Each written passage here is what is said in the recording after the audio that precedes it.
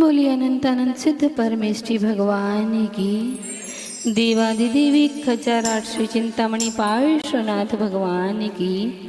परम पूज्य वात्सल्य रत्नाकराचार्य भगवान गुरुवर 108 श्री विमल सागर जी महामुनि राज की। परम पूज्य राष्ट्रकंत संत गणाचार्य गुरुदेव 108 श्री विराग सागर जी महामुनि राज की। परम पूज्य भक्तामर महोदधि उच्चारणाचार्य भगवान गुरुवर 108 श्री विनम्र सागर जी महामुनि राज की। 3 कम 9 करोड़ मुनि राजों की।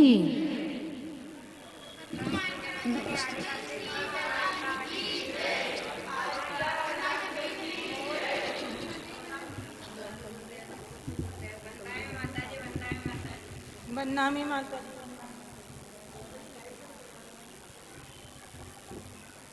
हाँ, लाइट ऑफ। कल शाम को, कल अंतिम दिन है ना, बहुत अच्छा लग रहा होगा ना। अब घर में जो इतने दिन से आप लोगों के जो अनुभव हैं वो अनुभव यहाँ पर 1 मिनट 2 मिनट के लिए आपको टाइम मिलेगा। उसमें आपको बताना पड़ेगा कि आपने 10 दिन में, हाँ कल शाम रात शाम को, आज आधा अधूरा उजाला है, ना तो पूरा अंधेरा ही है और ना ही। जब तक अंधेरा नहीं होता है तब तक ध्यान का आनंद नहीं आता है। दर्शनार्थी भी जो आएंगे वो ध्यान में ही दर्शन करेंगे। ये छोटी वाली लाइट भी क्यों जल रही है?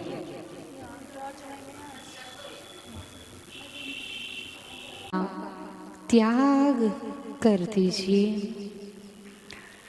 सभी विकल्पों का त्याग। गहरी सांस लेकर के छोड़िए और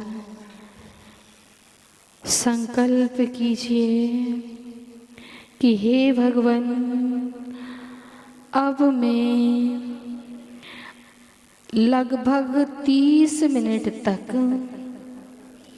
सभी आरंभ परिग्रह का त्याग करके आपका ध्यान करने के लिए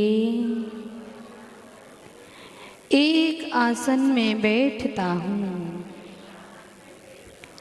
जो भी आसन आपका सुखासन हो उस आसन में बैठ जाइए और वचन शुद्धि के लिए उस नमस्कार मंत्र का स्मरण करेंगे जो अनादि अनिधन है। नमो अरिहंताणं,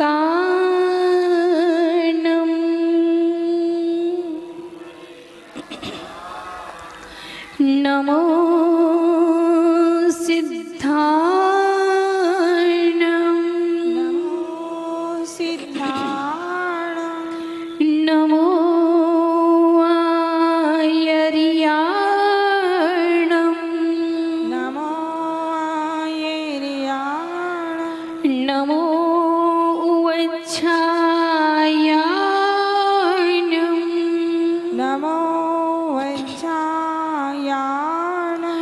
नमो लोये सव्वसाहुणं।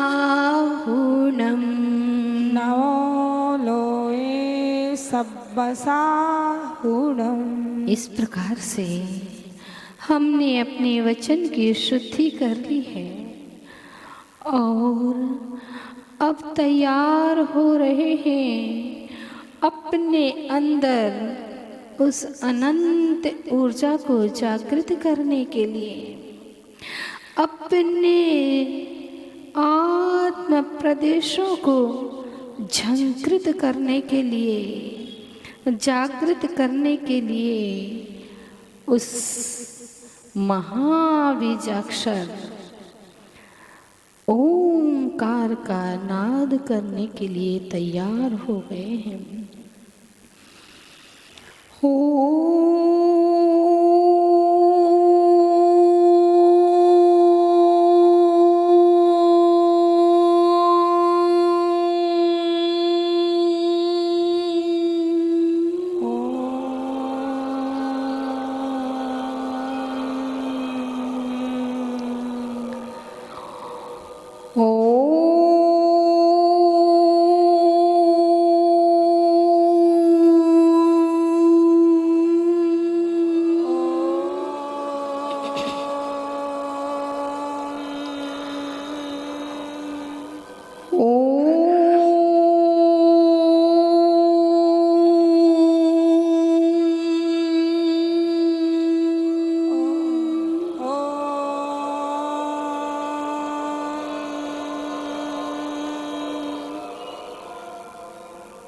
इस प्रकार से हमने अपने सारे आत्म प्रदेशों में उस पंच परमेष्टि के बीजाक्षर को घुमा करके सभी चक्रों को जागृत कर लिया है। अब हमारे अंदर के जो भी विकार भाव हैं उनका वमन करने के लिए अपने दोनों हाथों को नाभि के पास ला करके प्लेट नुमा बना करके उन विकार भावों का वमन कर रहे हैं। राग को निकाल रहे हैं, द्वेष को निकाल करके उस प्लेट में रख रहे हैं, कषायों को निकाल रहे हैं। जितने भी अंतर विकल्प अंतर जल्प चल रहे हैं उन सब को निकाल करके इस प्लेट में हमने डाल दिया है। और धीरे धीरे धीरे धीरे उठाते हुए इस प्लेट को ऊपर ले जा रहे हैं। दोनों हाथों को ऊपर उठाइए, उठाइए अपने दोनों हाथों को ऊपर और ले जाइए अनंत आकाश की ओर और विसर्जित कर दीजिए, तिरछा कर दीजिए उस प्लेट को। यानी दोनों हाथों में जो रखे हुए विकार भाव हैं उनका विसर्जन उस अनंत आकाश में कर दीजिए। अब हम बिल्कुल खाली हो चुके हैं और हमारे अंदर अब विकारों का नहीं, अब तो विचारों का, परमात्मा का ध्यान का रस डाला जाएगा। और हमने अपने अंदर जितनी भी शुद्ध वर्गणाएं थी परमात्मा की ऊर्जा को हम अपने अंदर भर रहे हैं। विचार कीजिए, हमारे ऊपर एक स्वर्णिम रोशनी हमारे ऊपर गिर रही है। स्वर्णिम रोशनी जिस तरह बरसात के नाले का पानी गिरता है वैसे ही स्वर्णिम रोशनी हमारे सिर पर गिर रही है। और हमारा शरीर, हमारी आत्मा उस स्वर्णिम रोशनी से परिपूर्ण हो रही है। ये रोशनी नहीं, ये परमात्मा का आशीर्वाद है, उनकी ऊर्जा है जिसे हम अपने अंदर ग्रहण कर रहे हैं और सारे आत्म प्रदेशों को सुसंस्कृत कर रहे हैं। पुनः उस परमात्म तत्व को प्राप्त करने के लिए प्रणव बीज ओंकार का नाद करते हैं।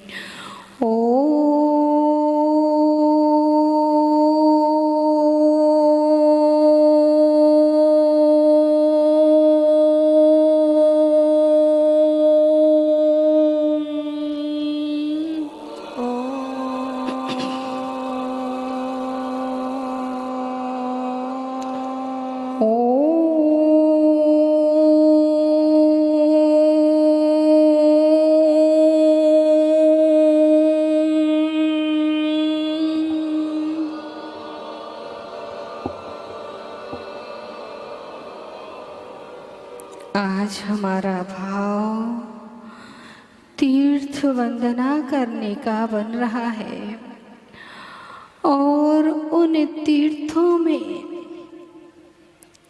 सबसे दूर, सबसे अलग, सबसे निराला तीर्थ है वह जहाँ से हमारे प्रथम तीर्थेश ऋषभदेव जी ने निर्वाण को प्राप्त किया था। आज हम उस कैलाश पर्वत की यात्रा करने के लिए जा रहे हैं। वे प्रथम तीर्थेश जिन्होंने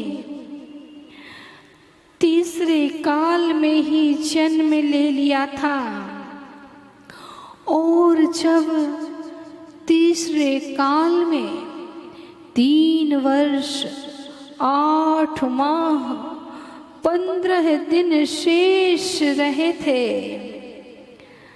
तब ही उन्होंने मुक्ति वधु को वर्ण कर लिया था, अपने अष्ट कर्मों का क्षरण कर दिया था।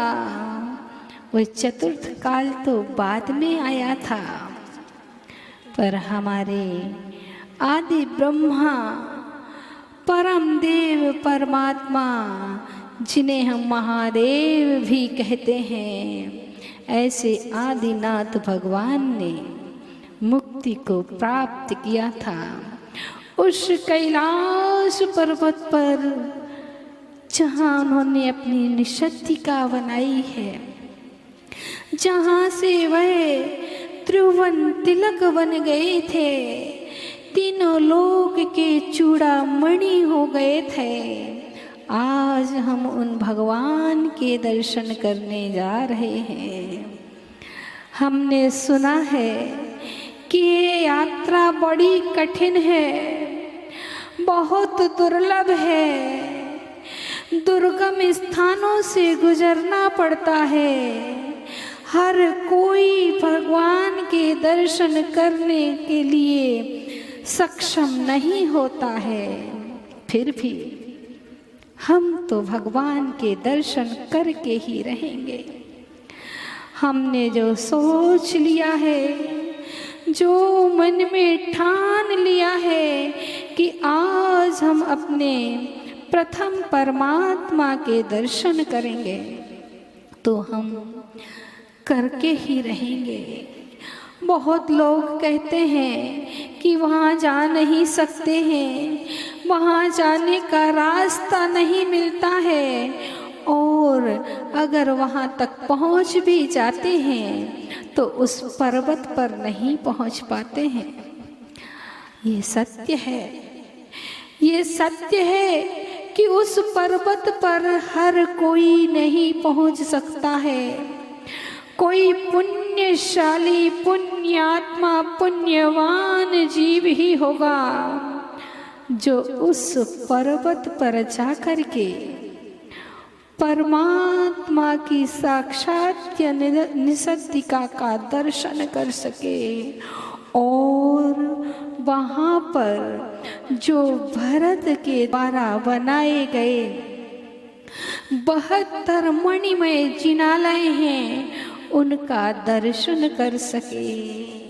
हर किसी का पुण्य नहीं होता है, पर परमात्मा, मुझे मालूम है कि मैंने इतना तो पुण्य किया है, मैंने इतनी तो आपकी भक्ति की है, मैंने इतना तो आपके चरणों में अपने आप को समर्पण किया है कि आप मुझे बुलाएंगे, आप मुझे दर्शन देंगे और मैं दर्शन करके आऊँगा।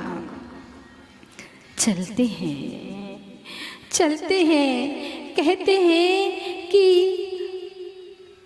इस कैलाश पर्वतमान सरोवर की यात्रा दिल्ली से प्रारंभ हुआ करती है। दिल्ली से 340 किलोमीटर पहले अल्मोड़ा पड़ता है, फिर वहाँ से 243 किलोमीटर दूर पर धारचूला जाकर के स्टे लेना पड़ता है, वहाँ के बाद बांग्ला पड़ता है। अब यहाँ से यहाँ तक तो हम वाहन से चले आए हैं, अब यहाँ से हमें पद यात्रा करनी है, क्योंकि यहाँ के बाद वाहनों का जाना निषेध है, यानी कि रास्ता ही नहीं है वाहनों के जाने का। और चल दिए हैं हम पैदल भगवान के दर्शन करने के लिए। बहुत सारे लोग मन में उमंग लिए हैं, मन में भक्ति लिए हैं, परमात्मा से मिलन करने की आस लेकर के चल दिए हैं और कह रहे हैं चलो करें हम तीर्थ वंदना, अवसर बड़ा महान है। चलो करें हम तीर्थ वंदना, अवसर बड़ा महान है। जहाँ धीर को मिले शांति, वहीं तीर्थ अज्ञान है। चलो करें हम तीर्थ वंदना, अवसर बड़ा महान है। कितना पुण्य का उदय आया है, कितना सुनहरा अवसर आया है कि हम परमात्मा के दर्शन करने के लिए जा रहे हैं। और ये क्या पूरा खुला आकाश, केवल बादल ही बादल दिखाई दे रहे हैं और कहीं चट्टान है तो कहीं पहाड़ी है तो कहीं उबड़ खाबड़ रास्ता है और पैदल चलते चलते चलते चलते पहुंच रहे हैं हम उस स्थान तक जहाँ पर मानसरोवर झील दिखाई दे रही है। मानसरोवर झील एक तरफ है और उसी के साइड में एक झील और है जिसे राक्षस तालाब कहते हैं। पर हमें राक्षस तालाब से क्या लेना देना,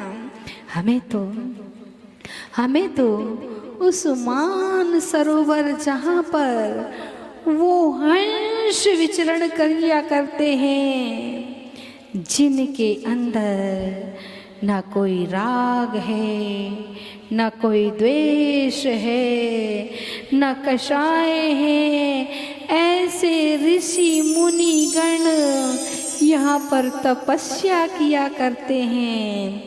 मानसरोवर के तट पर बैठ करके अपनी आत्मा का चिंतन किया करते हैं, अपने स्वरूप को निहारा करते हैं। कितना सुंदर दृश्य है, जहाँ नजर जा रही है बस पानी ही पानी नजर आ रहा है। इतनी विशाल झील है और सारे लोग वहाँ पहुँच गए हैं और सामने दिखाई दे रहा है वह कैलाश पर्वत। इतना विशाल पर्वत, हे भगवान, जैसे तैसे चल चल करके पहाड़ियों पर चढ़ चढ़ के यहाँ तक पहुँच पाए हैं प्रभु। और अब और इतनी ऊंचाई पर आज विराजमान है, पर मैं तो आज आपके दर्शन करके ही रहूँगा। हे भगवान, मेरे हाथ में, मेरे भाग्य में लिखा है कि मैं आपके दर्शन करके रहूँगा। लिखा है सालेख भैया, लिखा है सालेख, लिखा है सालेख भैया, लिखा है सालेख।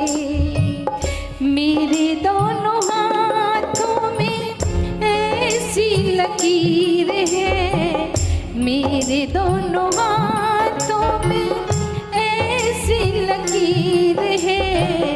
प्रभु से मिलन होगा मेरी तकदीर है, प्रभु से मिलन होगा मेरी तकदीर है। लिखा है सालेख भैया, लिखा है सालेख, लिखा है सालेख भैया।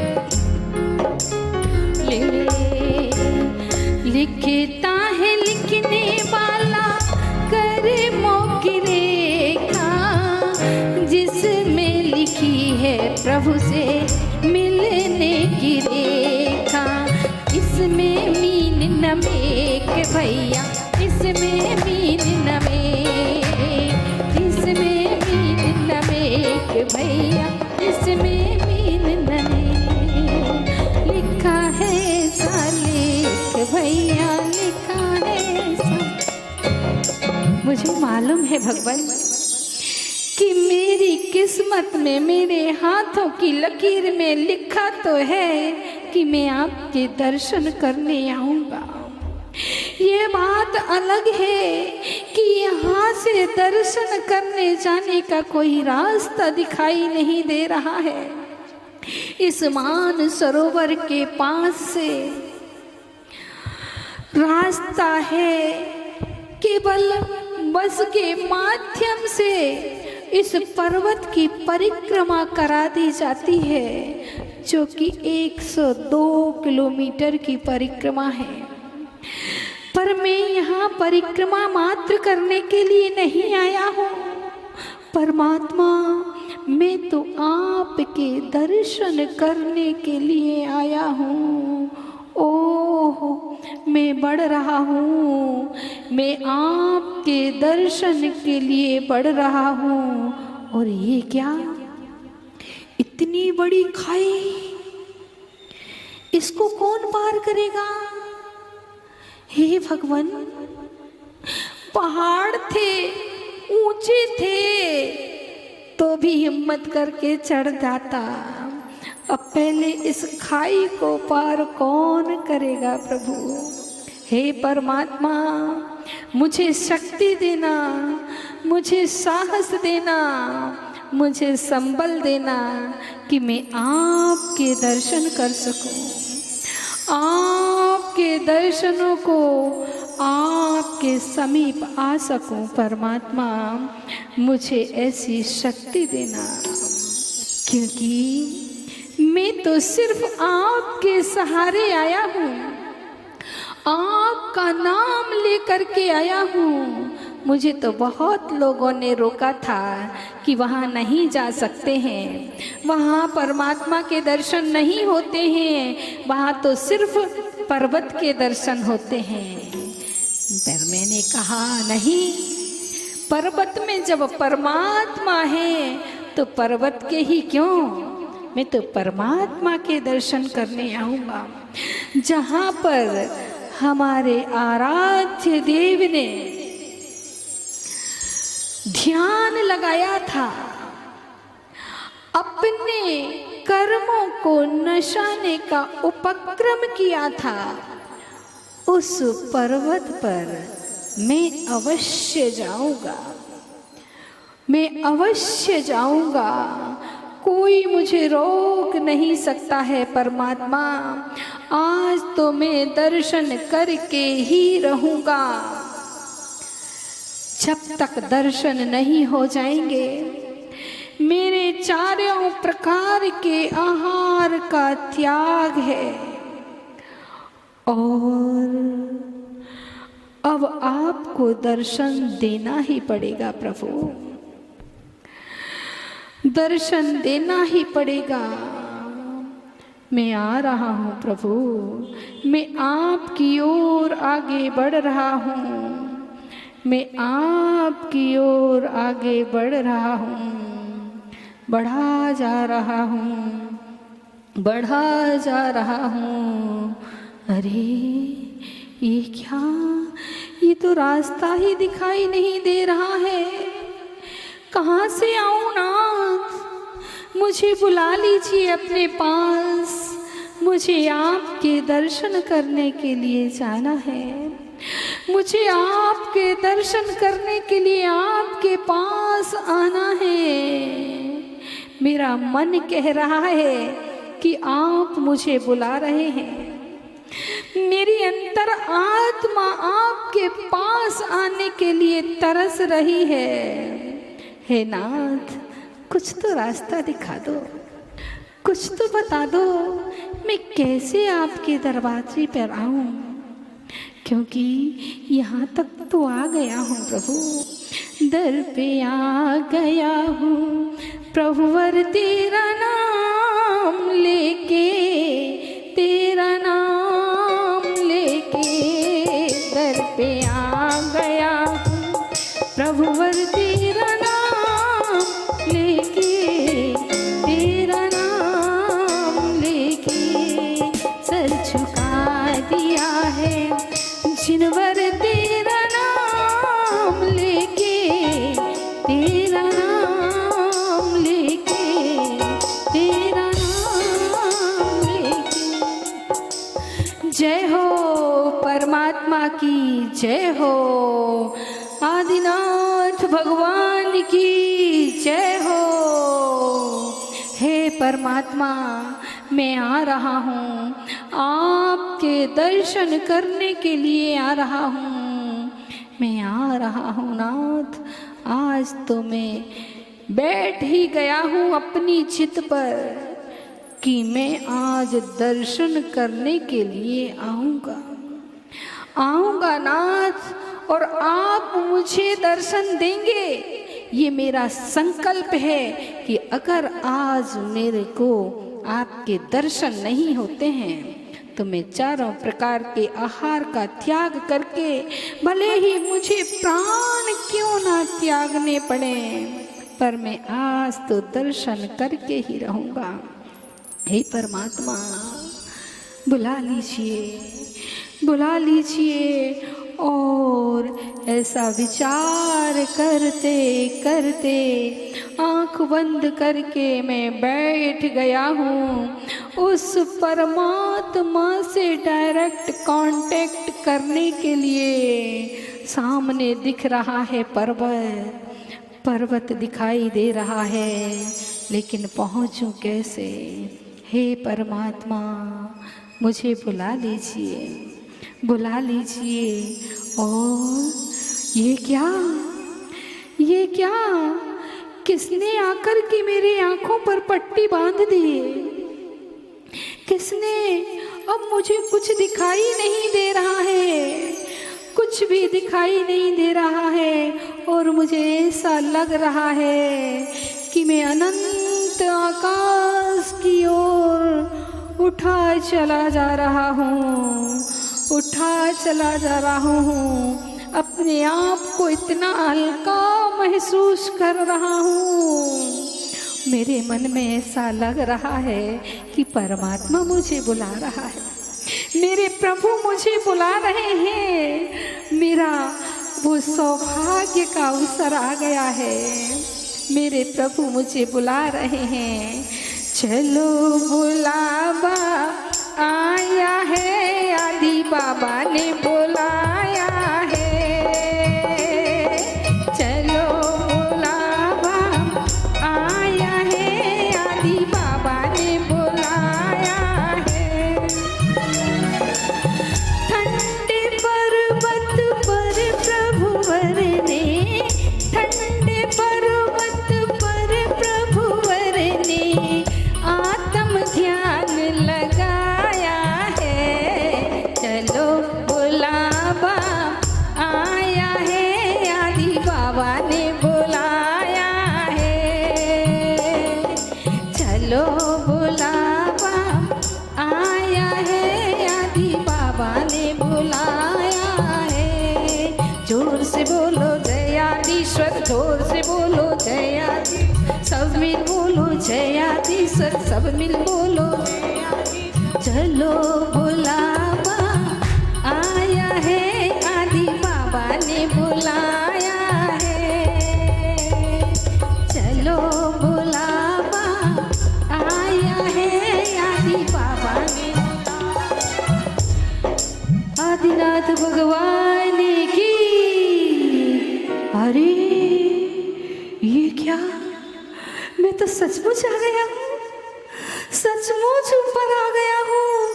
ओहो, कितना सुंदर दृश्य है, बर्फ ही बर्फ दिखाई दे रही है। ये वही स्थान है जहाँ पर आदिनाथ भगवान ने ध्यान लगाया था, जहाँ से उन्होंने कर्मों को नाश करके उस मुक्ति अवस्था को प्राप्त किया है। धन्य हो प्रभु, धन्य हो प्रभु, आपने इस संसार को यहीं से त्यागा था। हे नाथ, मैं भी आपके चरणों में आकर के आज यही भावना भा रहा हूँ कि मैं भी आपकी तरह कर्मों का नाश करूँगा। प्रभु, आज मेरा जीवन धन्य हो गया है। आज मेरे ये चर्म चक्षु धन्य हो गए हैं। मैंने साक्षात आपकी निश्चतिका का दर्शन कर लिया है। प्रभु, जय हो, जय हो, जय हो। ये वही कैलाश पर्वत है जिस पर बाली मुनिराज ने तपस्या की थी। ये वही पर्वत है जिस पर विष्णु कुमार मुनिराज ने तपस्या की थी और उन्होंने भी केवल ज्ञान को प्राप्त किया है। और ये वही पर्वत है, ये वही पर्वत है जिसको रावण ने उठा करके समुद्र में फेंकने का भाव बनाया था, लेकिन अपने भाव को पूर्ण नहीं कर पाया था। क्यों? क्योंकि यहाँ पर आपके आशीर्वाद से आपका ध्यान करते हुए बाली मुनिराज तपस्या कर रहे थे और जो आपके पुत्र भरत ने इस पर्वत पर, ये देखो कितने सुंदर सुंदर जिनालय हैं। जहाँ भी नजर डालता हूँ वहाँ जिनालय ही जिनालय नजर आ रहे हैं। धन्य हो गया हूँ मैं, धन्य हो गया हूँ। जय हो प्रभु, जय हो प्रभु। आज मैं इन मणिमय जिनालयों के भी दर्शन करूँगा। और जब बाली मुनिराज तपश्चरण कर रहे थे और रावण इस पर्वत को समुद्र में फेंकने वाला था, तो उनके मन में भी ये विचार आ गया था कि इतने सुंदर जिनालय, इतनी सुंदर प्रतिमाएं, इतना सुंदर इन मंदिरों का वैभव ये समुद्र में चला जाएगा। तो बाली मुनिराज ने क्या किया था? अपने पैर के अंगूठे को थोड़ा सा दबा दिया था। इतने में तो रावण परेशान हो गया था, तिलमिला गया था, रोने लग गया था।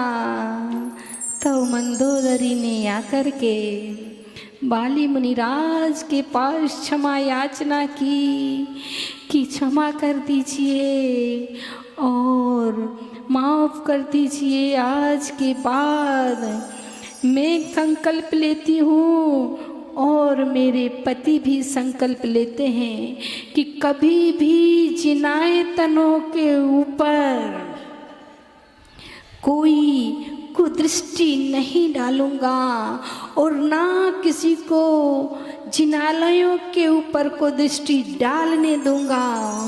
मैं हमेशा अपने जिनालयों की, जिनायतनों की रक्षा करूंगा, रक्षा करूंगा। और जब ये सारा प्रकरण समाप्त होता है, वहीं से भगवान, वहीं से आपके पोते भी तो मुक्ति को प्राप्त हुए हैं। आप कितने अच्छे थे भगवान, कितने अच्छे थे कि आपने तो कर्मों का शरण किया सो किया। आपने सब लोगों को रास्ता दिखा दिया कि इस तरह से कर्मों का शरण किया जाता है। और कितने सारे असंख्यात जीवों ने मुक्ति को प्राप्त किया इस पर्वत से। कितने जीवों ने अपना आत्म कल्याण किया। कहने को ये पर्वत बहुत ठंडा है, बर्फ का पर्वत है,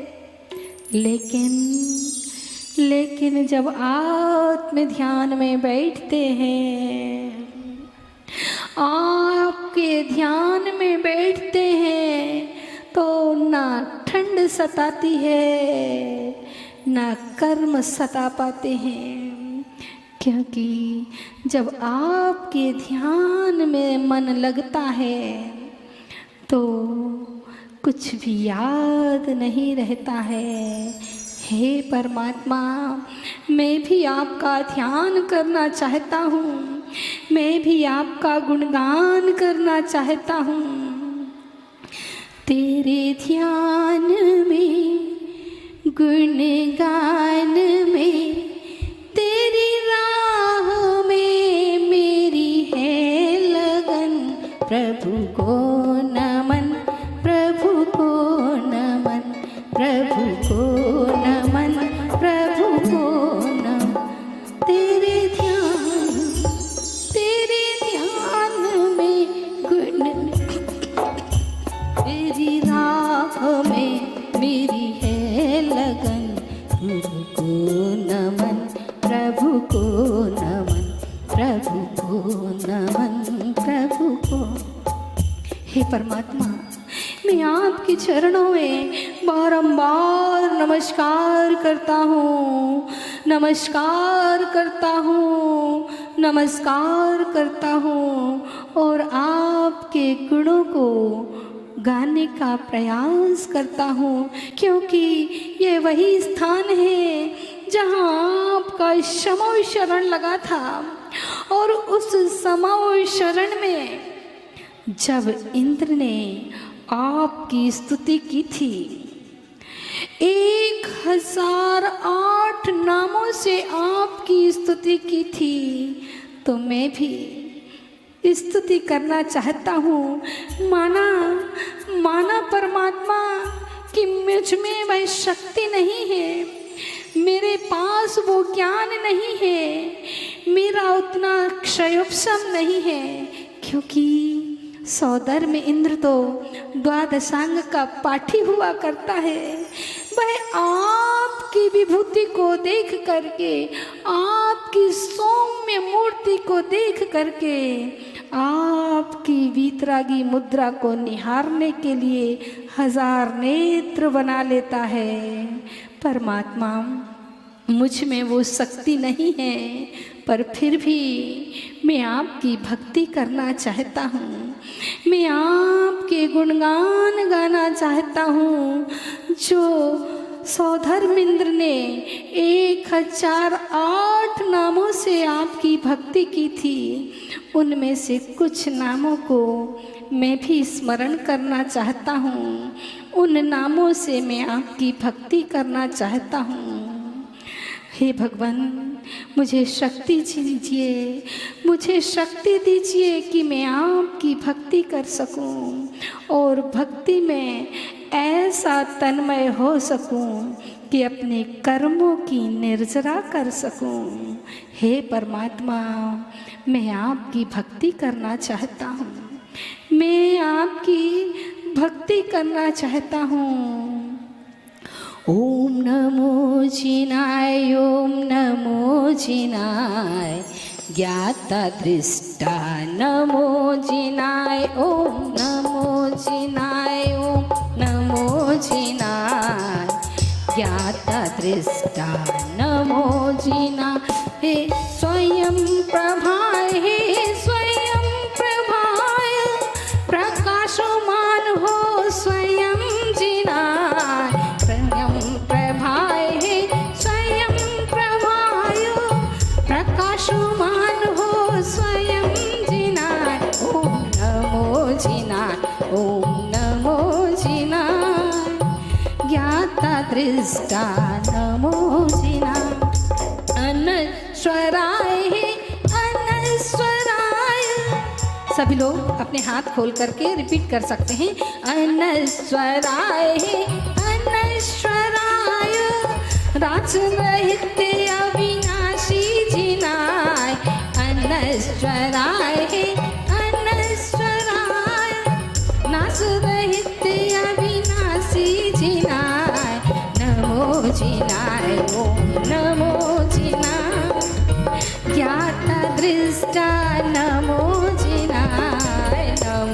जिनाय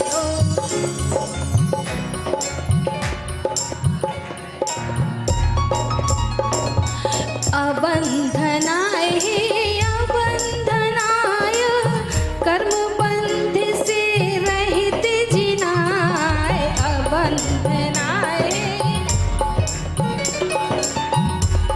बंध से रहित जिनाय अलिष्याय अलिष्याय लिष्याओं से रहित जिनाय अलिष्याय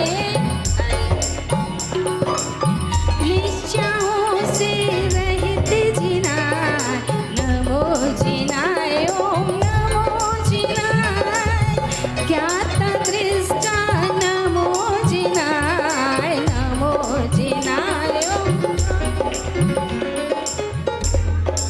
दृष्टा नमो जिनाय जगद्धिताय हे जगद्धिताय जगहितकारी परम जिनाय जगद्धिताय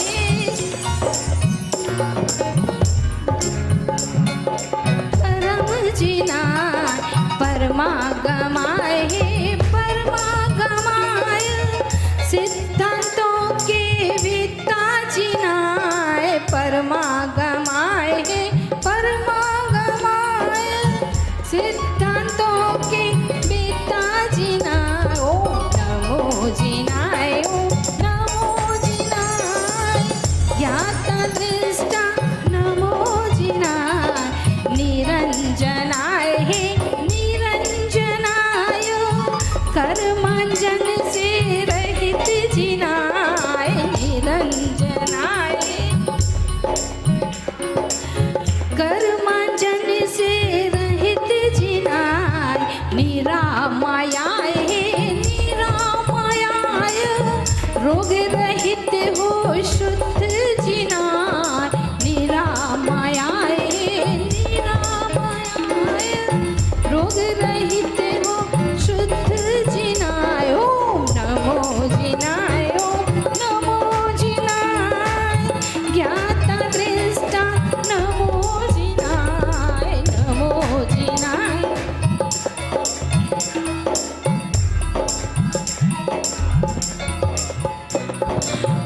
भयध्वजाय हे वृषध्वजाय बैल चिन्ह का चरणी जिनाय वृषध्वजाय वृषध्वजाय बैल चिन्ह का ध्वज में जिनाय भवांतकाय हे भवांतकाय संसार भ्रमण के नाशक जिनाय भवांतकाय भवांतकाय संसार भ्रमण के नाशक जिनाय कृतकृत्याय हे कृतकृत्याय सर्व कार्य किए पूर्ण जिनाय कृतकृत्याय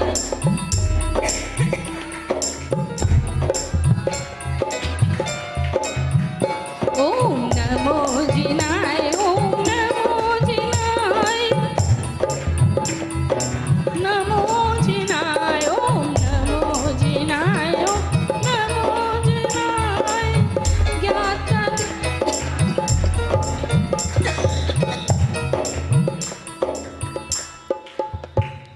इस प्रकार से परमात्मा के गुणों का स्मरण करके उनके नामों का स्मरण करके और अब मैं अन्य मंदिरों की वंदना कर रहा हूँ जो 72 मणिमय जिनालय हैं उनमें मणिमय प्रतिमाएं हैं।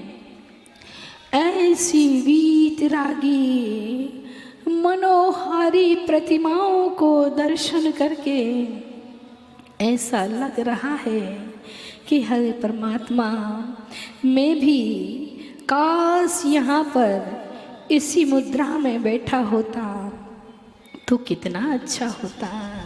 हे परमात्मा, आज मैं यहाँ पर ये संकल्प कर रहा हूँ आपके दर्शनों को पा करके आज मैं कटिबद्ध होता हूँ कि हे परमात्मा, जिस तरह का आचरण करके आपने इस कैलाश पर्वत से कर्मों का शरण किया है, कर्मों का नाश किया है, मैं भी आपके पद चिन्हों पर चल करके आपके जैसे आचरण को जीवन में धारण करके मैं भी कर्मों का शरण करूँगा, मैं भी कर्मों का शरण करूँगा, मैं भी कर्मों का शरण करूँगा। अरे ये क्या, ये क्या, मेरी आंखों पर फिर पट्टी बन गई है। हे परमात्मा, अब मैं आपके दर्शन नहीं कर पाऊँगा। और ये क्या, मैं तो फिर से वैसे ही लग रहा है जैसे कि आकाश में उड़ा चला जा रहा हूँ, उड़ा चला जा रहा हूँ। नाथ, मुझे आपके दर्शन पुनः होवे, पुनः होवे, पुनः दर्शन, पुनः दर्शन, पुनः दर्शन मिले स्वामी, पुनः दर्शन, पुनः दर्शन, पुनः दर्शन मिले स्वामी। यही है प्रार्थना स्वामी, यही है भावना स्वामी, यही है स्वामी, यही है भावना स्वामी। पुनः दर्शन, पुनः दर्शन, पुनः दर्शन मिले स्वामी, पुनः दर्शन, पुनः दर्शन, पुनः दर्शन मिले स्वामी। और मैं तो वहीं आ गया हूँ, मैं वहीं मान सरोवर के तट पर आ गया हूँ। जिस स्थान पर बैठा था उसी स्थान पर आ गया हूँ। हे परमात्मा, मैंने देख लिए आपकी अद्भुत चमत्कारी ये व्यवस्था कि जो मन में संकल्प करके लाता है उसको आप अवश्य दर्शन देते हो। बस आवश्यकता है उस संकल्प शक्ति की।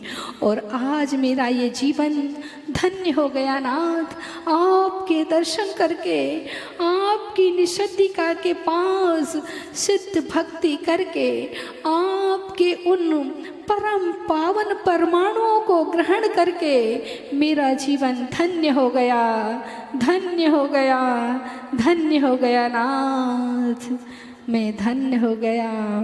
इस प्रकार मैंने भगवान की भक्ति करके, पुरुषार्थ करके और पुण्य के संयोग से उस कैलाश पर्वत के उन मनोरम चिनालयों के और भगवान की निर्वाण स्थली के दर्शन किए।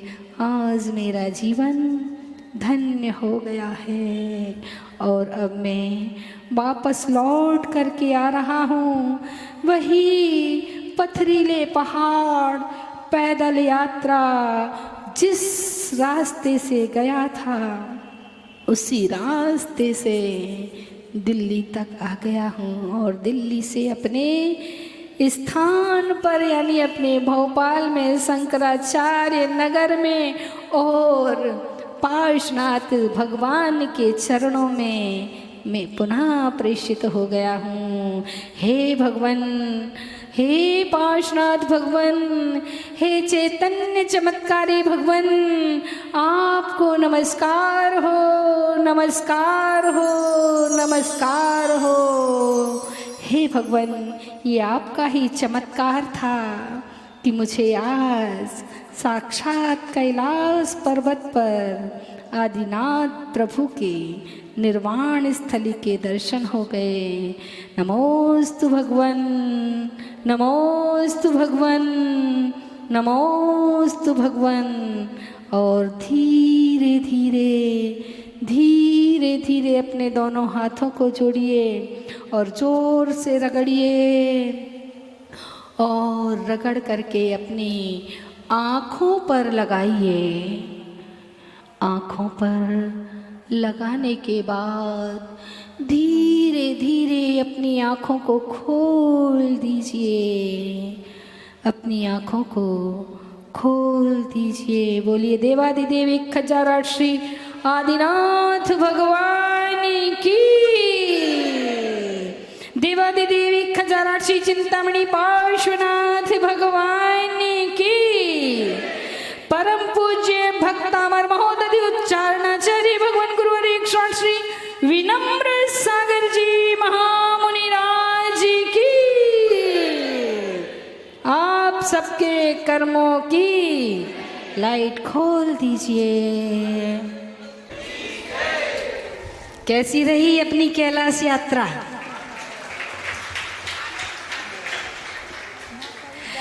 आज हमने भी पहली बार ही की है और कराई है। ऐसे तो मतलब इतनी डिटेल में पहली बार की, कैलाश पर्वत की यात्रा तो की है सामायिक में ध्यान में, पर इतनी डिटेल में पहली बार की है। चलिए, हाँ, हमने तो सच में की, आप लोगों ने जैसी की हो। यात्राओं में एक नाम आता है लामछी दास, सेठ लामछी दास, जिन्होंने 3 उपवास करके संकल्प पूर्वक बैठ गए थे कि मैं तो दर्शन करके ही आऊँगा। ये उन्हीं की आत्मकथा हमने आपको, कि ऐसे ऐसे उनको दर्शन हुए थे। चलिए, अपन भी ऐसे अपन बन जाएं, ऐसे संकल्पित हो जाएं तो अपन भी, क्योंकि आजकल कैलाश यात्रा का एक वो निकलने लग गया है, पर वो वहीं तक ले जाते हैं, नीचे तक। ऊपर वो जो पर्वत है वो ऐसा लगता है जैसे शिवलिंग बना हुआ है, तो उनके वे महादेव हैं इन लोगों। हाँ, चाइना में है, चाइना में है, वो शिवलिंग जैसा दिखाई देता है, तो वो मानसरोवर झील तक ले जाते हैं। ये इनको मानसरोवर झील बोलते हैं। जबकि कैलाश पर्वत के चारों ओर खाई खोदी गई। किसने खोदी? भरत चक्रवर्ती के जो 60,000 पुत्र थे उन्होंने खोदी थी। भरत चक्रवर्ती ने जिनालय बनाए थे, और उन जिनालयों की सुरक्षा के लिए उनके पुत्रों ने वो खाई खोदी थी कि मणिमय जिनालय हैं, किसी का भाव ना बिगड़ जाए, ये जिनालय नष्ट भ्रष्ट ना हो जाएं, इसलिए उन्होंने ऐसी व्यवस्था की कि वहाँ कोई जा ही नहीं सकता है। और वहाँ के रक्षक देव इतने सक्रिय हैं कि वहाँ कोई, हाँ, मैंने बताया कि वहाँ की परिक्रमा लगवा देते हैं बस से 102 किलोमीटर की, पर ऊपर नहीं जा सकते, वहीं से दर्शन कर लो, वो दिख रहा है शिवलिंग, ऐसे उनके दर्शन होते हैं। पर जो लामछी दास जी थे वो सही में ही उन जनालयों के दर्शन करके आए थे। मेरी कैलाश यात्रा नाम से उनकी एक पुस्तक भी निकली हुई है।